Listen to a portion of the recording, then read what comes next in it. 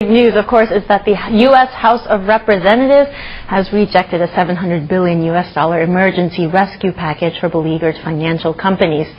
U.S. President George W. Bush says he's disappointed at the rejection and vows to use all means necessary to protect the economy. Liu Yanhua has more.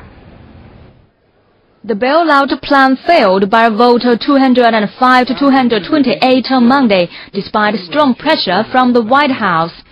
The bill would have put in place an unprecedented federal program to buy up rotten assets from cash-starved firms.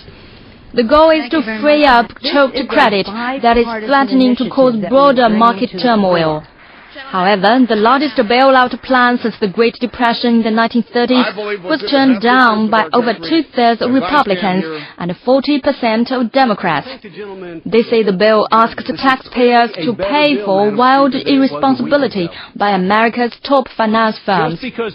President Bush says he is very disappointed and insists such a rescue is urgently needed. Our strategy is to continue to address this economic situation head-on, and we'll be working to develop a strategy that will enable us to continue to move forward.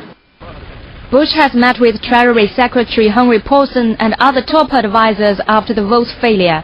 Paulson says he will continue to talk with congressional leaders to find a way to get something done as soon as possible. He warns the same stresses overwhelming the banking industry are already being felt by ordinary families.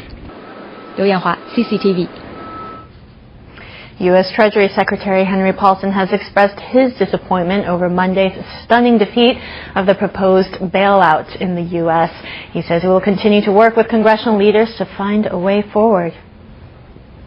I'm very disappointed in today's vote, but leaders on both sides of the aisle have worked very hard.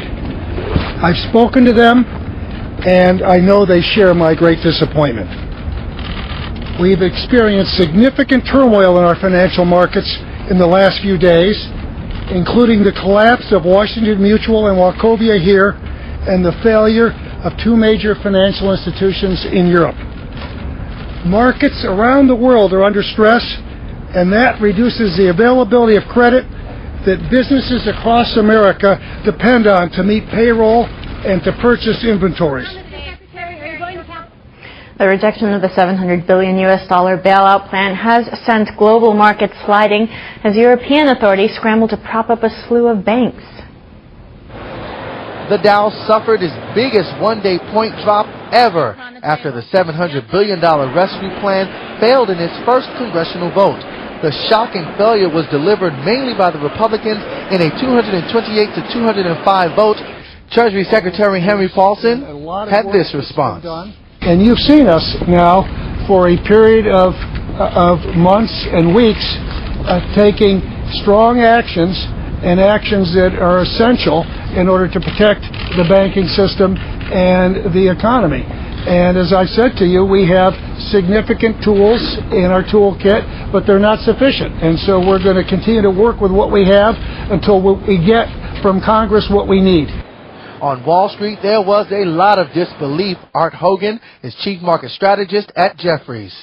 It's extremely bad for the markets. You know, with the markets in bad enough shape with the passage, meaning we're going to get a rescue plan and we're still in trouble. Without a rescue plan, we're on the edge of the abyss.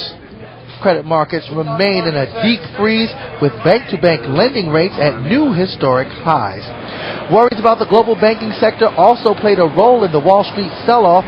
Wachovia sold its commercial banking business to Citigroup for $2.1 billion in a deal orchestrated by the Federal Deposit Insurance Corp.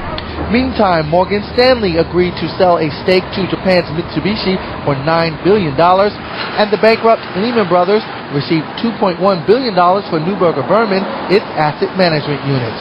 Troubles weren't relegated to America. Over the weekend, UK authorities took over mortgage lender Bradford and Bingley, and European authorities had to rescue two financial institutions, including Fortis.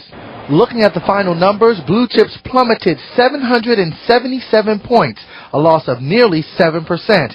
The S&P 500 tumbled roughly 8.7%.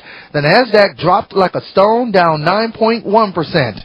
And in Europe, stocks in Germany down 4.2%, France 5%, London 5.3%.